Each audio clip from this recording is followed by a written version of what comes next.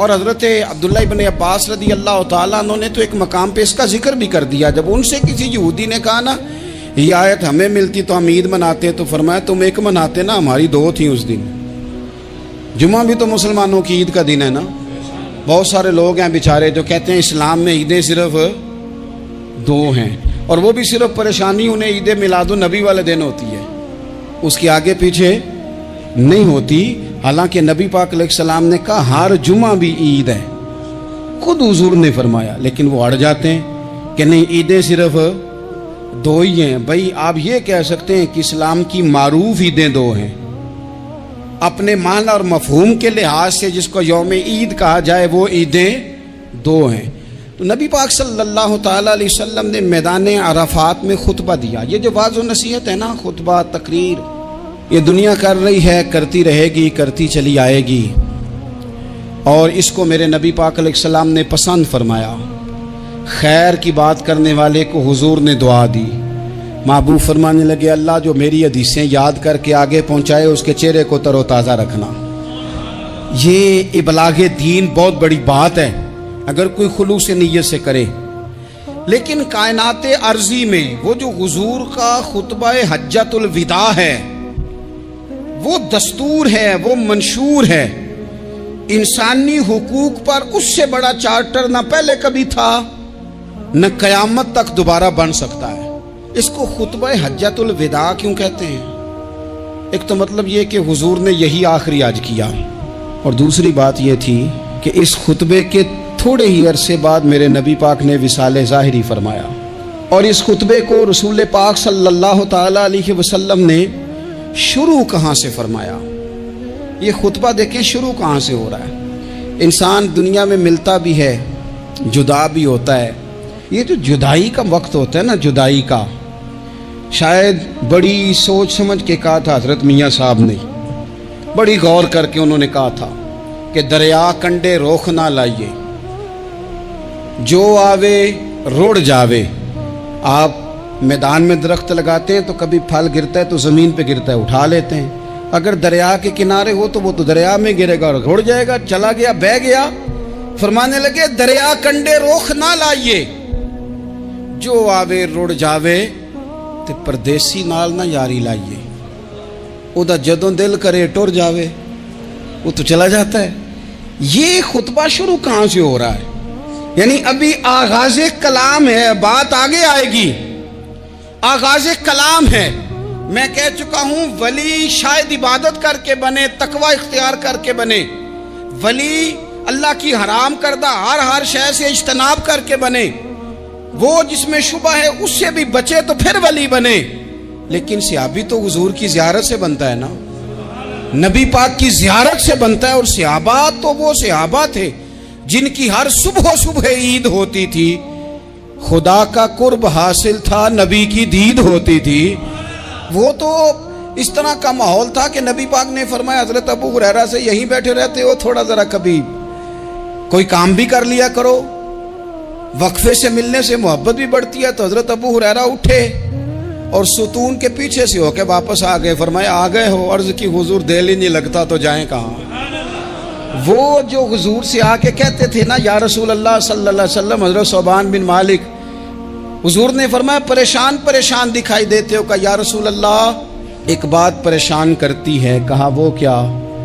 عرض کی حضور دل بے چین ہوتا ہے تو زیارت کو آ جاتا ہوں. آج ایک عجیب خیال آیا ہے, عجیب خیال آیا ہے, اور اس نے عجیب رنگ طبیعت میں بھر دیا ہے. فرمایا تمہیں کیا خیال آیا؟ عرض کی یا رسول اللہ صلی اللہ علیہ وسلم آج خیال آیا ہے کہ صوبان ہے, تو حضور کا غلام ہے, جنت تو حضور کے صدقے ملے گی. لیکن یہ ہے کہ حضور تو ہوں گے نا نبیوں کے ساتھ, تجھے ملے گی پر ملے گی تو غلاموں کے محلے میں نا. تو دل میں خیال آیا کہ وہاں زیارت بھی ہوگی کہ نہیں. او جنت میرے کس کاری جتھے یار نظر نہ آوے, زیارت بھی ہوگی کہ نہیں.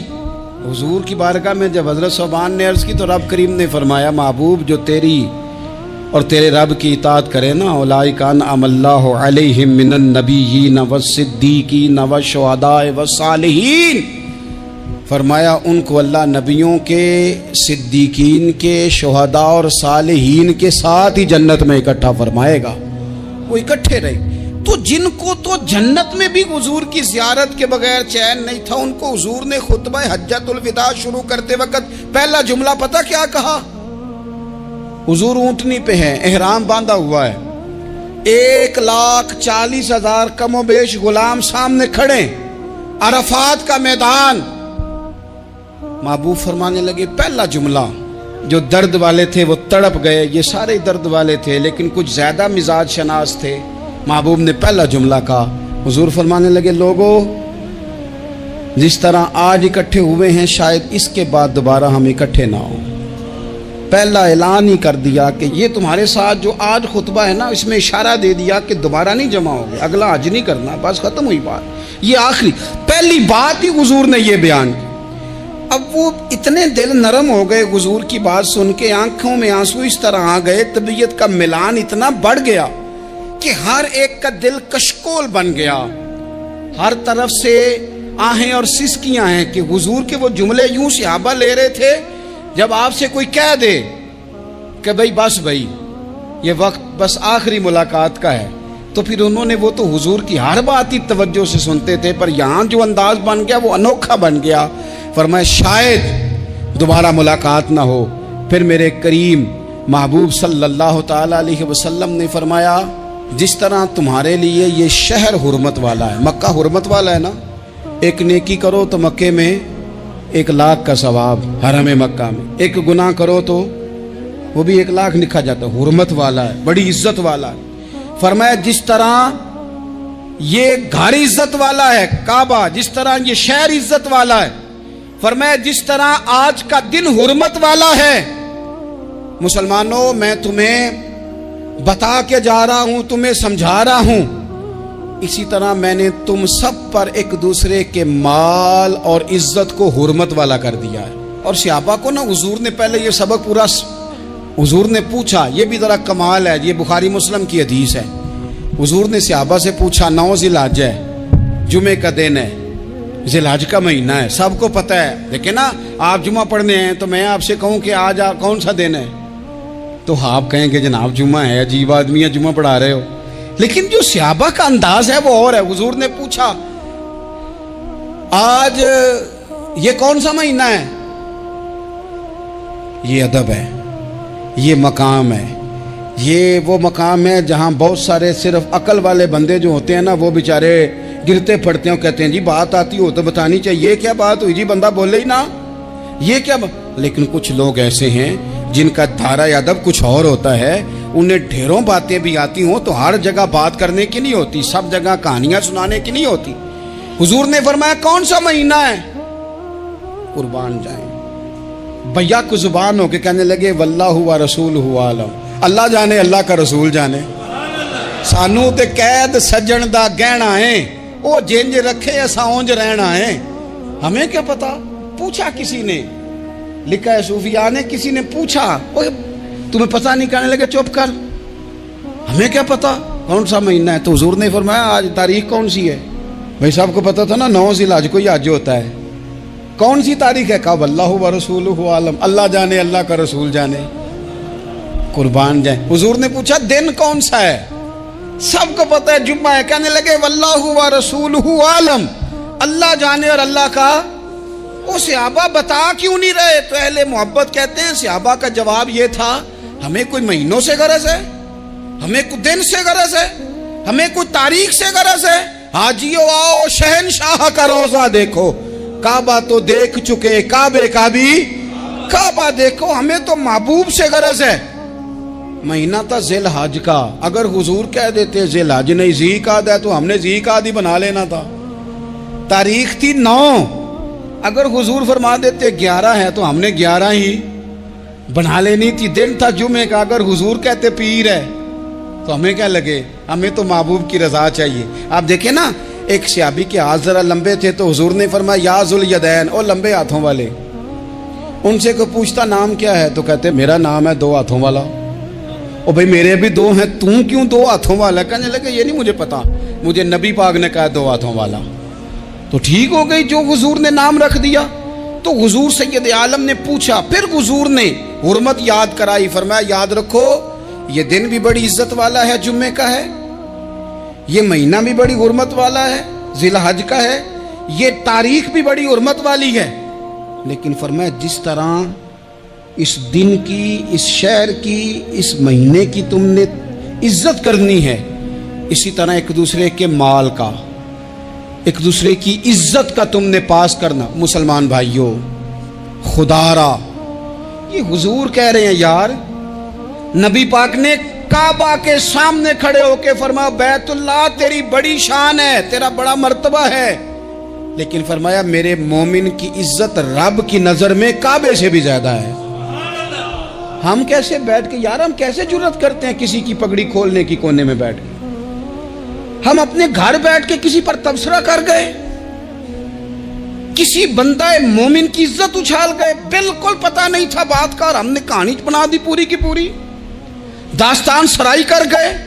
صبح سے شام تک ہماری گپ شپ کا عنوان کیا ہے؟ کسی نہ کسی کا شکوہ، کسی نہ کسی کی شکایت، یہ ہماری گپ شپ ہے۔ خدا را حضور نے تو خطبہ حجۃ الوداع میں پہلا سبق یہ دیا تھا کہ میرے جانے کے بعد ایک دوسرے کی عزت کرنا، اور اسی خطبے میں ایک جگہ پہ فرمایا یہ نہ ہو کہ میرے جانے کے بعد تم ایک دوسرے کی گردنیں مارنے لگ جاؤ، ایک دوسرے کی عزتوں کا خیال کرنا، پاس کرنا۔ مسلمانوں، میرے عزیز بھائیوں، بزرگوں، عزتوں کا دفاع شروع کریں۔ تھوڑی دیر کے لیے اپنی زبان لوگوں کے اوپر تبصرہ کرنے سے کنٹرول میں لائیں۔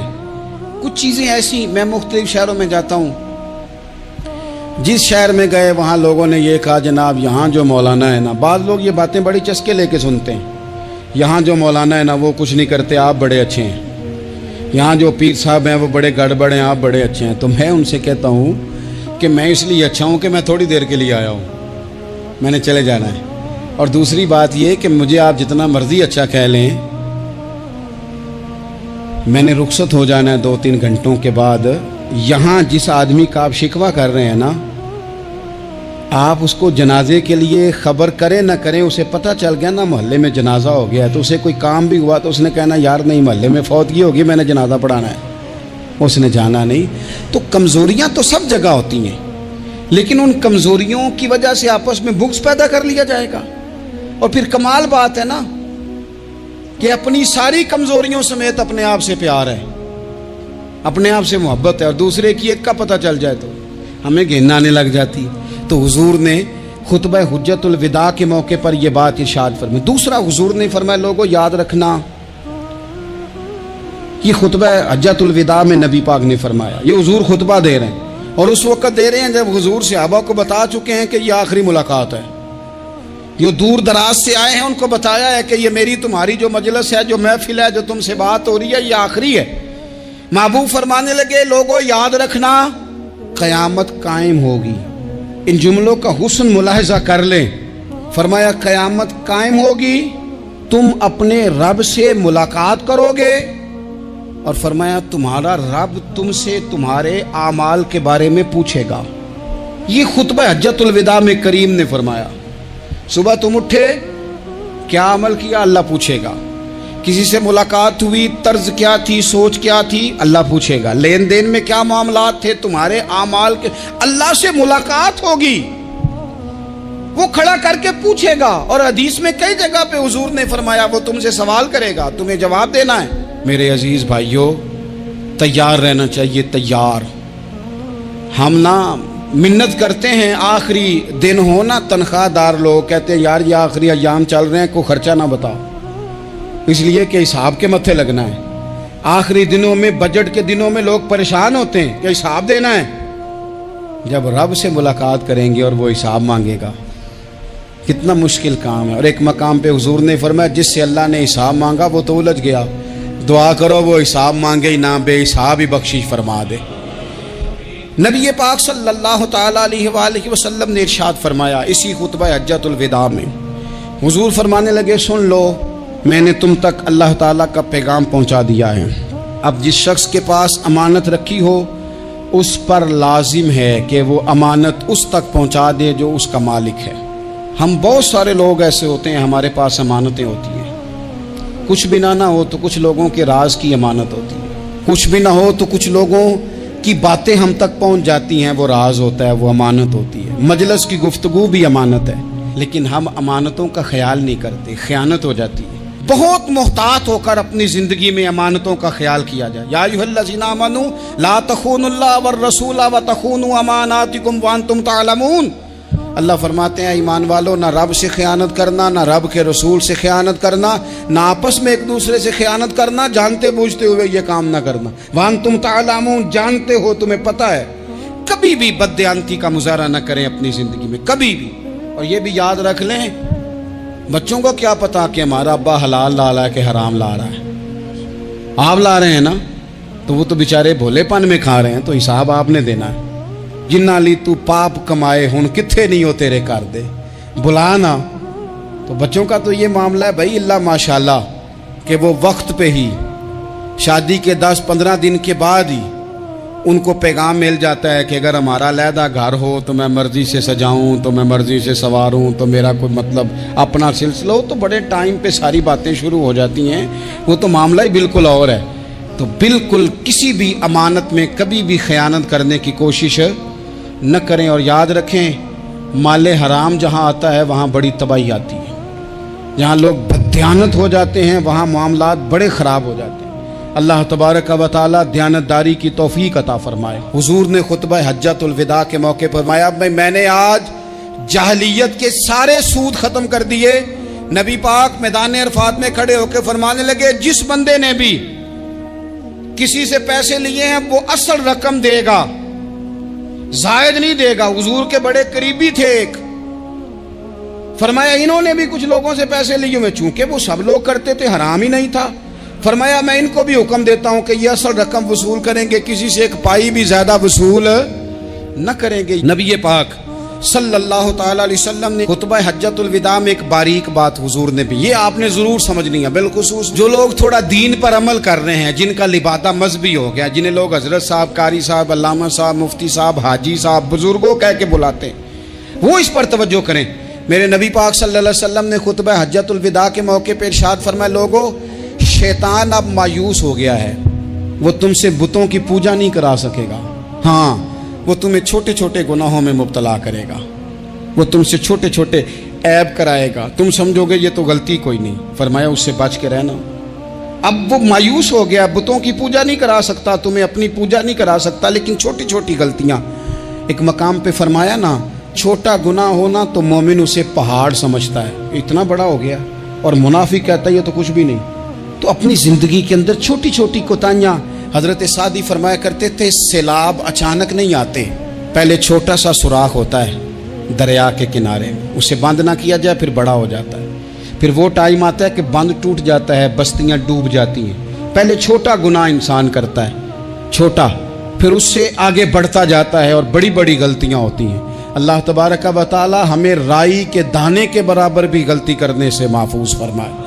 نبی پاک صلی اللہ تعالی علیہ وسلم نے اسی موقع پر ارشاد فرمایا، لوگو اللہ سے ڈرتے رہنا، اور میں تمہیں عورتوں کے ساتھ بھلائی کی وصیت کرتا ہوں۔ فرمایا رب نے تمہیں اختیار دیا ہے، عورتیں تمہارے سپرد کی ہیں، ان سے اچھا سلوک کرنا۔ فرمایا اگر کبھی کوئی ان پر تمہیں سختی کرنی بھی پڑے تو اتنی کرنا جتنی ان کی غلطی ہو، ان سے درگزر کرنا، ان سے پیار کرنا۔ اسلام نے خاتون کو باقاعدہ حقوق دیے، باقاعدہ، صحیح بخاری میں حدیث ہے۔ یہ جو نوجوان ہیں، مطالعہ کرنے والے، پڑھنے سننے سمجھنے والے، یاد رکھا کریں ان چیزوں کو۔ حضرت بریرہ رضی اللہ تعالیٰ عنہ حضرت عائشہ صدیقہ کی کنیزہ ہیں۔ حضرت مغیث رضی اللہ تعالیٰ عنہ ایک صحابی ہیں، ان کی وہ اہلیہ ہیں، وہ اپنے خامد سے علیحدگی چاہتی تھی۔ ان کے خامد بڑی محبت کرتے تھے، علیحدہ ہونا نہیں چاہتے تھے، خاتون رہنا نہیں چاہتی تھی۔ انہوں نے بڑی سفارشیں کرائیں کہ میرا خامد، میری بیوی مجھ سے صلح کر لے، حالانکہ وہ خاتون کنیز ہیں، خادمہ ہیں، کوئی بڑے قبیلے سے بظاہر تعلق نہیں۔ بالآخر انہوں نے گزارش کی، سیدہ عائشہ صدیقہ رضی اللہ تعالیٰ عنہ سے کہا، کچھ اور ذرائع اختیار کیے۔ حضرت مغیث نے رضی اللہ تعالیٰ عنہ، ان کے شوہر نے، کہ نبی پاک علیہ السلام کی خدمت میں عرض کریں، حضور میری سفارش کریں کہ یہ مجھ سے صلح کر لیں۔ تو نبی پاک علیہ السلام نے حضرت بریرہ رضی اللہ تعالیٰ عنہ جو کنیزہ ہیں، خادمہ ہیں، ان کو بلا کے کہا تمہارا خامد صلح کرنا چاہتا ہے۔ یہاں برادری کا بڑا کے کہتا ہے پتر میری بھی نہیں تو گال رکھنی، وہ میرے ککھاں دا بھی نہیں، تو کیا کہہ رہے ہیں آپ؟ اللہ نے اسے حق دیا ہے، اور جسے حق اللہ دے اس کا رسول دے، اس سے کون ہوتا ہے کوئی حق چھیننے والا؟ نبی پاک صلی اللہ علیہ وسلم نے حضرت بریرہ سے کہا تمہارا خامد صلح کرنا چاہتا ہے اور وہ روتا ہے تمہارے لیے، اور اس نے بڑی سفارشیں کی ہیں، تم اس سے صلح کر لو۔ حضرت بریرہ رضی اللہ تعالیٰ عنہ عرض کرنے لگی یا رسول اللہ صلی اللہ علیہ وسلم آپ جو حکم کریں میں حاضر ہوں، ایک بات پوچھ سکتی ہوں؟ ایک گزارش کر لوں؟ ایک صرف حضور میرا بولیا چولیا معاف کری، ایک بات کر لوں؟ تو کہا کرو۔ عرض کی یا رسول اللہ یہ آپ کا حکم ہے یا مشورہ ہے؟ یہ محبوب کی بات ہے، محبوب کی۔ کوئی بزرگ کیوں جبر کرتا ہے کسی پہ؟ کوئی حضرت شیخ کیوں کہتے ہیں زبردستی عورت کو کہ تو جا؟ نبی پاک صلی اللہ علیہ وسلم نے فرمایا صلح کر لے۔ یا رسول اللہ ایک بات عرض کروں؟ کرو۔ حضور حکم ہے کہ مشورہ ہے؟ تو نبی پاک نے فرمایا نہیں مشورہ ہے، تم عاقلہ ہو بالغہ ہو، اسلام تمہیں با اختیار کرتا ہے، چاہو تو رہو چاہو تو خلا لے لو۔ عرض کرنے لگی حضور اگر مشورہ ہے تو پھر میں مغیث سے صلح نہیں کرنا چاہتی۔ میرے محبوب نے فرمایا تو جس حال میں راضی ہے میں بھی راضی ہوں۔ ٹھیک ہو گئی بات، ختم ہو گئی۔ حضور نے کوئی زور نہیں، اتنے اسلام حقوق دیتا ہے عورت کو، کسی کو اجازت نہیں کہ وہ جبر کرے، وہ ظلم کرے۔ میں آ گیا ہوں صلح نہیں کرنی، بے تو کیوں آیا ہے؟ تو نے وقت گزارنا ہے، جانے وہ خامد کس طرح کا ہو۔ تو نبی پاک صلی اللہ علیہ وسلم نے خطبہ حجۃ الوداع کے موقع پر فرمایا عورتوں کے ساتھ اچھا سلوک کرنا۔ اللہ تبارک و تعالی جو حج پڑھا جا رہا ہے اس کے صدقے پوری امت پر اپنا فضل فرمائے۔